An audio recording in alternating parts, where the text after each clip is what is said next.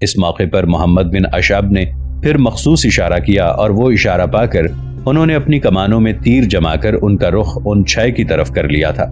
اس موقع پر کھا جانے والے انداز میں انہیں مخاطب کرتے ہوئے محمد بن اشعب بول اٹھا، میں تم سے ایک سوال پوچھنے لگا ہوں، اگر اس کا جواب صحیح نہیں دو گے، جھوٹ بولو گے تو ایسی ذلت کی موت ماروں گا کہ زندگی بھر یاد رکھو گے۔ دیکھو میرے چچا عثمان بن کثیر کو کس نے قتل کیا تھا؟ اگر تم مالک بن ہیثم کے آدمی ہو تو یقیناً تم جانتے ہوگے، نہیں بتاؤ گے تو پھر اپنی جانوں سے ہاتھ دھو بیٹھو گے۔ اس پر ان 6 نے آپس میں مشورہ کیا، پھر ان کا سرخیل محمد بن اشعب کو مخاطب کر کے کہنے لگا، تمہارا اندازہ درست ہے، ہم جانتے ہیں تمہارے چچا عثمان بن کثیر کو کس نے قتل کیا تھا۔ وہ شخص بھی مالک بن ہیثم ہی کا آدمی ہے، نام اس کا موادیخ ہے، پارسی ہے، بڑا خوفناک انسان ہے، اس کے اپنے کافی مسلح آدمی بھی ہیں۔ اس سرخیل کے یہ الفاظ سن کر ہلکا سا تبسم محمد بن اشعت کے چہرے پر نمودار ہوا، کہنے لگا، کیا تم مجھے مروادیخ کے محل وقوع سے آگاہ کر سکتے ہو؟ اس پر وہ شخص بولا اور کہنے لگا، اس کی رہائش یہاں سے کچھ زیادہ دور نہیں ہے، دریا آمو کی پرانی گزرگاہ کے کنارے ملیکیا نام کی ایک بستی ہے، وہ اسی بستی کا رہنے والا ہے۔ اس بستی کے اندر اس کی قلعہ نما حویلی ہے اور اکثر و بیشتر اپنے مسلح جوانوں کے ساتھ وہ مرو میں مالک بن ہیثم سے بھی جا کر ملتا ہے اور اس سے احکامات حاصل کرتا ہے۔ یہ مروادیخ یوں جانو کرائے کا ایک بہت بڑا قاتل ہے، بلا کا جنگجو، عمدہ اور لاجواب قسم کا تیغزن ہے، اسی نے تمہارے چچا عثمان بن کثیر کو قتل کیا تھا۔ وہ سرخیل جب خاموش ہوا تب محمد بن اشعت دوبارہ انہیں مخاطب کر کے کہنے لگا، اس مالک بن ہیثم نے آخر اقلیمہ کو تلاش کرنے کے لیے تم لوگوں کا انتخاب کیوں کیا؟ کیا تم لوگوں میں کوئی ایسا ہے جو اقلیمہ کو اس کے چہرے سے پہچانتا ہو؟ اس پر سرخیل بولا اور کہنے لگا، بالکل، میرے علاوہ میرے 2 ساتھیوں نے بھی اس لڑکی کو دیکھ رکھا ہے، جس وقت ہم نے دیکھا تھا اس وقت وہ بالکل چھوٹی عمر کی تھی، یہ چند برس پہلے کی بات ہے، لیکن اس کی خوبصورتی اور اس کے حسن کو نگاہ میں رکھتے ہوئے ہم اب بھی اسے پہچان سکتے ہیں۔ جواب میں غصے بھری آواز میں محمد بن اشعت کہنے لگا، پھر تو تم لوگوں کا زندہ رہنا خطرے سے خالی نہیں ہے۔ کیا مطلب؟ اس سرخیل نے ہکلاتے ہوئے کہا۔ جواب میں محمد بن اشعت نے اپنے ساتھیوں کو مخصوص اشارہ کیا اور وہ اشارہ پاتے ہی انہوں نے ایسی تیر اندازی کی کہ ان سب کو چھلنی کر کے رکھ دیا اور وہ سب اپنی جانوں سے ہاتھ دھوتے ہوئے لاشوں کی صورت میں زمین پر گر گئے تھے۔ یہ صورتحال سرائے کے لوگوں کے لیے بڑی پریشان کن تھی۔ سرائے کا مالک سالم بن تمازر، عدی بن عمیر اور وہاں جمع ہونے والے سارے لوگ باہر نکل آئے تھے۔ پھر سالم بن تمازر محمد بن اشعت کے پاس آیا اور بڑی ہمدردی میں اسے مخاطب کر کے کہنے لگا، یہ لوگ بنو عباس کے موجودہ حکمران صفاح کے لشکری تھے، یہ آپ کو اچھی طرح جانتے اور پہچانتے تھے، کیا آپ بھی؟ اس کی بات کاٹتے ہوئے محمد بن اشعت بول اٹھا، تمہارا اندازہ درست ہے، میں اور میرے ساتھی بھی عباسیوں کے لشکر میں شامل ہیں اور میں موجودہ لشکر کے ایک حصے کا سالار ہوں۔ عباسیوں کا بڑا سالار خازم بن خزیمہ میرا عزیز اور قریبی رشتہ دار ہے، پھر آپ نے عدی بن عمیر کی حمایت میں انہیں کیوں موت کے گھاٹ اتار دیا؟ تفکر بھرے انداز میں سالم بن تمازر نے اس کی طرف دیکھتے ہوئے پوچھ لیا تھا۔ اس پر محمد بن اشعت غور سے اس کی طرف دیکھتے ہوئے کہنے لگا، محترم ابن تمازر، ہم مسلمان ہیں، نہ بنو امیہ کے دشمن ہیں نہ بنو عباس کے۔ ہر وہ شخص جو خیر اور نیکی پر ہے اس سے محبت کرتے ہیں، اور جو قتل و غارت گری اور زیادتی اور ظلم کا شوقین ہے اس سے نفرت کرتے ہیں۔ یہی ہماری زندگی کا مقصد ہے۔ یہ لوگ جنہیں موت کے گھاٹ اتارا گیا ہے یہ بڑے اونچے درجے کے مجرم ہیں اور یہ مالک بن ہیثم کے آدمی ہیں۔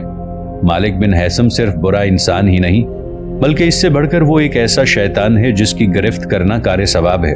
ناظرین، آگے بڑھنے سے پہلے کامنٹ سیکشن میں ہمیں اپنی آراء سے ضرور آگاہ کیجیے گا کہ آپ کو ہماری یہ سیریز کیسی لگ رہی ہے۔ آئندہ آنے والی اقساط سے باخبر رہنے کے لیے ہمارے چینل کو سبسکرائب کر لیں اور ساتھ موجود بیل آئیکن کو ضرور کلک کر لیں۔ شکریہ۔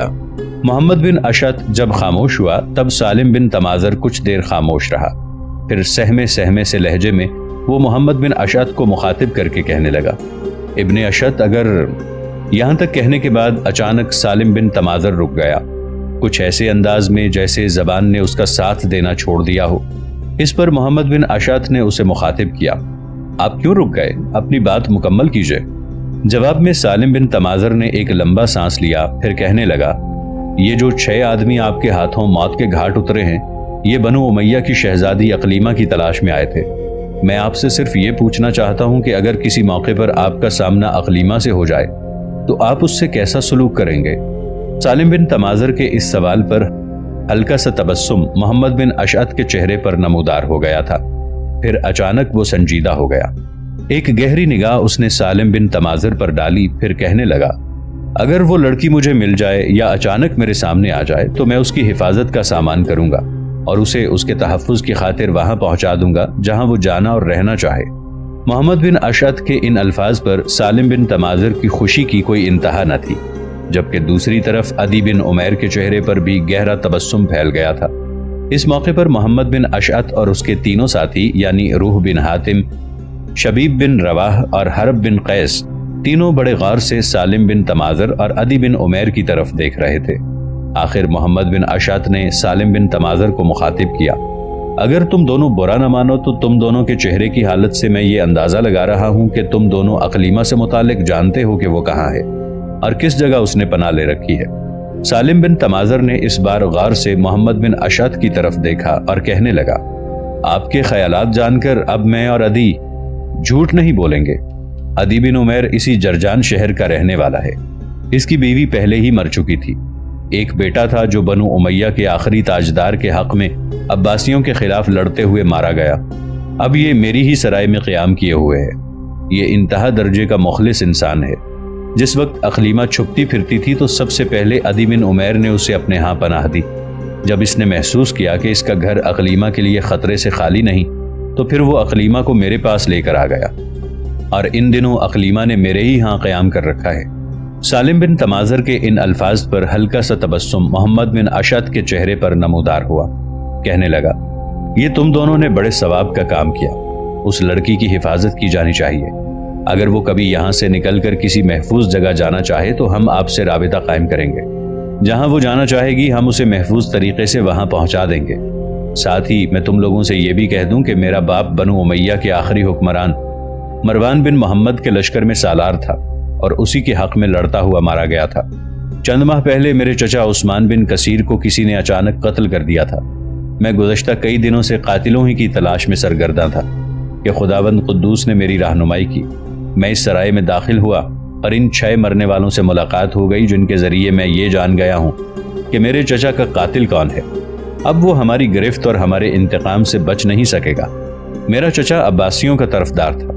محمد بن اشعث جب خاموش ہوا تب سالم بن تماذر دکھ بھرے انداز میں کہنے لگا، اقلیمہ کا باپ مروان بن محمد بنو امیہ کا آخری خلیفہ تھا، اس لیے عام طور پر خلافت بنو امیہ کی بربادی اور تباہی کا ذمہ دار اسی کو سمجھا جاتا ہے، مگر حقیقت یہ ہے کہ بنو امیہ کی بربادی کے سامان اس کی خلافت سے پہلے ہی اس کے پیشروؤں کی غفلت سے مرتب اور مہیا ہو چکے تھے۔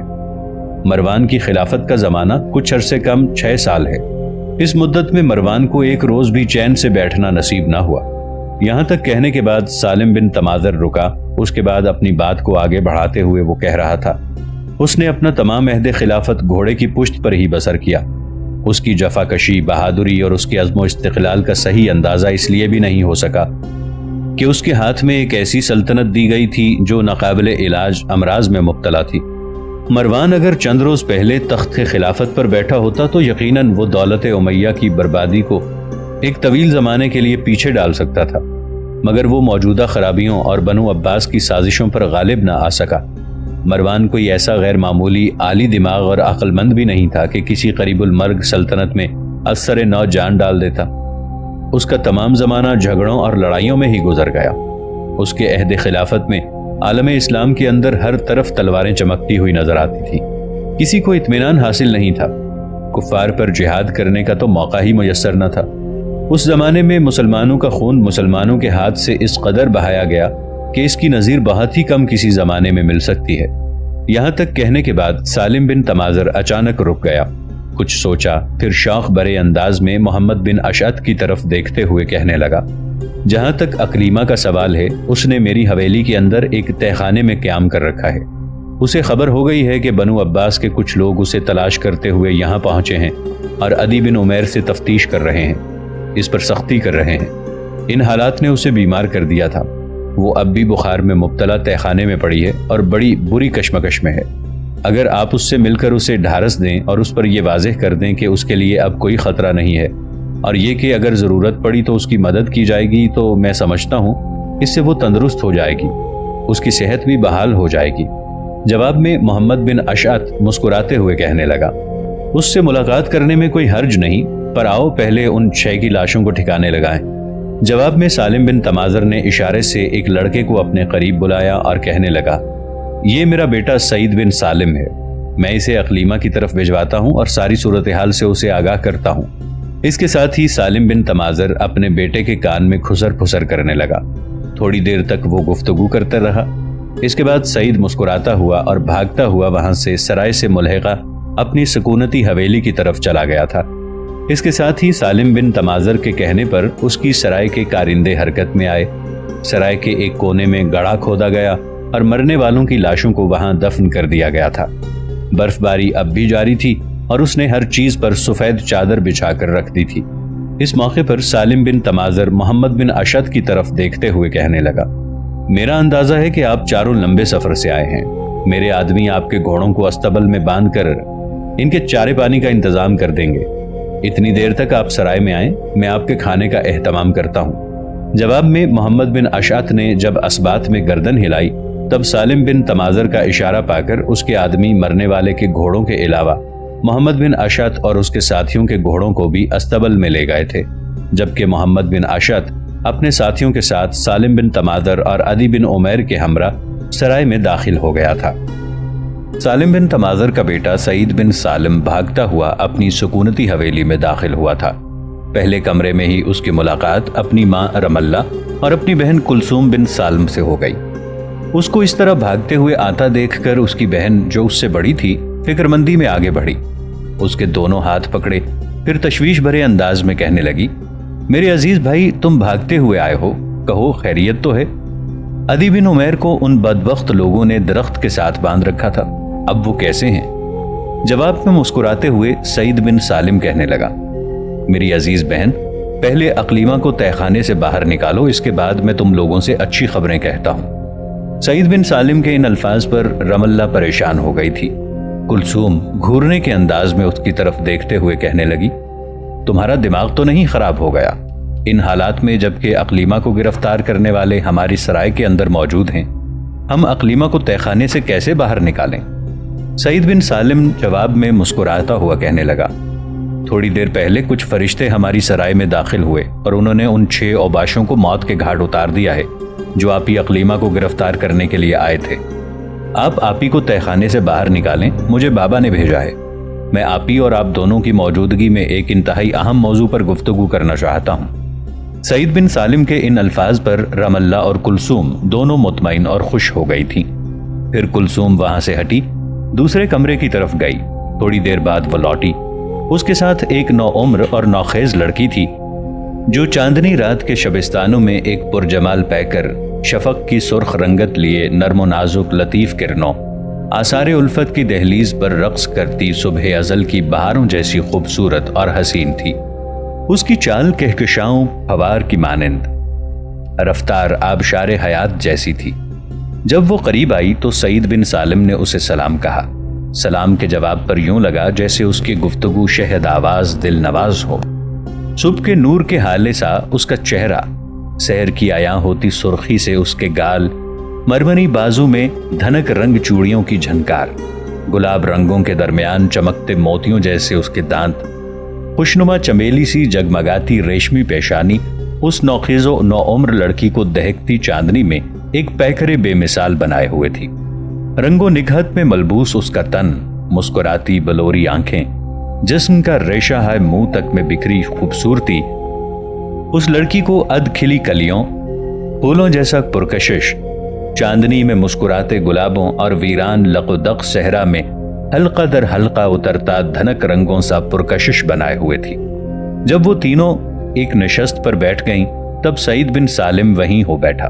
اس کے بعد بڑی تیزی سے اس نے سرائے کے اندر جو حالات نمودار ہوئے تھے وہ تفصیل کے ساتھ ان تینوں سے کہہ دیے۔ سعید بن سالم جب خاموش ہوا تب حسین و خوبصورت اقلیمہ تھوڑی دیر تک گہری سوچوں میں ڈوبی رہی۔ اس دوران سعید بن سالم کی ماں رملہ اور بہن کلثوم بنت سالم دونوں جستجو بھرے انداز میں اقلیمہ کی طرف دیکھ رہی تھیں، یہاں تک کہ اقلیمہ نے سعید بن سالم کو مخاطب کرتے ہوئے کہنا شروع کیا، سعید میرے بھائی، تو خبر تو بہت اچھی لے کر آیا ہے، پر میرے دل میں اس وقت اندیشے اور وسوسے اٹھ رہے ہیں۔ اس سے پہلے جن 6 لوگوں نے عدی بن عمیر سے تفتیش کی تھی اور انہیں اپنے ظلم و ستم کا نشانہ بنانا شروع کر دیا تھا، اگر یہ نئے آنے والے 4 بھی انہی کے لشکر کا حصہ ہیں تو کیا وہ بھی میرے خلاف حرکت میں نہ آ جائیں گے؟ اگر ان لوگوں کو یہ بتا دیا گیا کہ میں نے یہاں قیام کر رکھا ہے تو میں ڈرتی ہوں کہیں وہ مجھے گرفتار کر کے وہاں نہ لے جائیں جہاں پہلے والے 6 مجھے لے جانا چاہتے تھے۔ میرے باپ کا سب سے بڑا دشمن ابو مسلم خراسانی، اس کا وزیر ابو اسحاق، خالد بن عثمان اور مالک بن حیثم ہیں۔ ان تینوں کے علاوہ فیروز سمباد بھی ہمارے خاندان کا بدترین دشمن ہے۔ اب یہ 4 اگر بنو عباس کے لشکر کا ہی ایک حصہ ہیں تو پھر میں سمجھتی ہوں میرے ساتھ دھوکہ اور فریب کیا گیا ہے۔ یہاں تک کہنے کے بعد اقلیمہ خاموش ہو گئی۔ اس کے ان الفاظ کے جواب میں رملہ اور کلثوم دونوں ماں بیٹی شکوہ بھرے انداز میں اس کی طرف دیکھنے لگی تھی، یہاں تک کہ سعید نے اس گھٹن کو توڑا اور کہنے لگا، اقلیمہ میری عزیز بہن، یہ آپ کے اندیشے ہیں، ورنہ حقیقت اس کے بالکل الٹ ہے۔ یہ جو 4 شخص آئے ہیں ان کا سربراہ محمد بن اشعث ہے، دوسرے 3 کے نام روح بن حاتم، شبیب بن روا اور حرب بن قیس ہیں۔ وہ بنو امیہ کے دشمن نہیں ہیں، نہ ہی ایسے لوگ ہیں کہ بنو عباس کی خاطر انسانیت اور انسانوں کو قربان کرتے پھریں۔ لہٰذا میری بہن، آپ کو ان سے کوئی خطرہ نہیں ہے۔ یہاں تک کہنے کے بعد سعید خاموش ہوا، پھر اپنی ماں رملہ اور بہن کلثوم بن سالم کی طرف دیکھتے ہوئے کہنے لگا، اماں اور بہن، اب آپ دونوں اٹھیں، سب کے لیے کھانا تیار کریں۔ وہ جو 4 ہر دل عزیز اور فرشتہ صفت مہمان آئے ہیں ان کا کھانا بھی آج ہمارے ہی ہاں ہوگا۔ میرے خیال میں وہ یہاں قیام نہیں کریں گے، برف باری میں کہیں سے آئے ہیں اور اس برف باری میں شاید کسی سمت اپنی منزل کو نکل جائیں گے۔ یہاں تک کہنے کے بعد سعید بن سالم جب خاموش ہوا تب اقلیمہ کو کسی قدر حوصلہ ہوا اور وہ سعید کی طرف دیکھتے ہوئے کہنے لگی، میرے بھائی، اگر تمہیں اعتماد اور بھروسہ ہے کہ وہ ہمارے دشمن نہیں دوست ہیں تو پھر میں خالہ رملہ اور اپنی بہن کلثوم کے ساتھ مل کر ان مہمانوں کے لیے کھانا تیار کروں گی۔ اقلیمہ کے ان الفاظ پر سعید بن سالم خوش ہو گیا تھا، اپنی جگہ پر اٹھ کھڑا ہوا اور کہنے لگا، اب میں جاتا ہوں، آپ تینوں اپنے کام میں لگ جائیں۔ اس کے ساتھ ہی سعید وہاں سے نکل گیا تھا۔ سالم بن تمازر، عدی بن عمیر، محمد بن اشعث اور اس کے ساتھیوں کو سرائے کے اندر لے گئے۔ ان کے ساتھ جو دوسرے لوگ تھے وہ بھی اندر چلے گئے۔ پھر محمد بن اشعث کی طرف دیکھتے ہوئے سالم بن تمازر کہنے لگا، میں نے اپنے بیٹے سعید کو اپنی حویلی میں بھیجا ہے، وہ نہ صرف رونما ہونے والے حالات سے اقلیمہ بنت مروان بن محمد کو آگاہ کرے گا بلکہ گھر میں آپ لوگوں کے لیے کھانا تیار کرنے کا بھی کہہ دے گا۔ سالم بن تمازر جب خاموش ہوا تب محمد بن اشعث کہنے لگا، آپ کیوں زحمت کر رہے ہیں؟ کھانا ہم یہیں سرائے سے کھا لیں گے اور اس کے لیے آپ کو ادائیگی بھی کریں گے۔ سالم بن تمازر نے خفگی کا اظہار کرتے ہوئے کہنا شروع کیا، آپ ہمارے لیے معزز مہمان ہیں، خدا کے لیے ایسی گفتگو نہ کیجیے۔ اس سرائے میں آنے کے بعد جو کارنامہ آپ نے سر انجام دیا ہے وہ کوئی اپنا بھی ہوتا تو نہ کرتا۔ اس وقت عالم اسلام میں افراتفری کا عالم ہے، کسی کی جان، کسی کا مال محفوظ نہیں ہے۔ سالم بن تمازر جب خاموش ہوا تب عدی بن عمیر نے دکھ سے بھرپور ایک لمبا سانس لیا، پھر کہنے لگا، یہ ہم مسلمانوں کی بدقسمتی ہے کہ مسلمان ایک دوسرے کے خلاف برسر پیکار ہو کر ایک دوسرے کی گردن کاٹ رہے ہیں۔ بنو عباس نے صرف اقتدار حاصل کرنے کی خاطر ہزاروں مسلمانوں کی جانوں کا نذرانہ پیش کرنے کا تہیہ کر لیا۔ یہاں تک کہنے کے بعد عدی بن عمیر جب رکا تب محمد بن اشعث اسے مخاطب کر کے کہنے لگا، یہ مروان بن محمد کی بیٹی اقلیمہ نے آخر آپ کے ہاں آ کر کیوں پناہ لی؟ کیا آپ سے پہلے ان کے جاننے والے تھے؟ جواب میں عدی بن عمیر نے پھر ایک لمبا سانس لیا اور کہنے لگا، میرے عزیز، میں اپنے خاندان کے ساتھ اس سے پہلے حران شہر میں رہتا تھا۔ حران ہی میں ہماری ملاقات مروان بن محمد سے ہوئی، وہ ایک بہت اچھا انسان تھا۔ عدی بن عمیر کے خاموش ہونے پر محمد بن اشعث نے اسے مخاطب کیا، کیا آپ مجھے اور میرے ساتھیوں کو اس کے حالات بتائیں گے؟ اس طرح اس برف باری میں ہمارا وقت بھی اچھا گزر جائے گا۔ اس پر دکھ بھرے انداز میں عدی بن عمیر کہنے لگا، مروان بن محمد خاندان بنو امیہ کا آخری حلیفہ تھا۔ اس کو لوگ مروان الحمار بھی کہتے تھے۔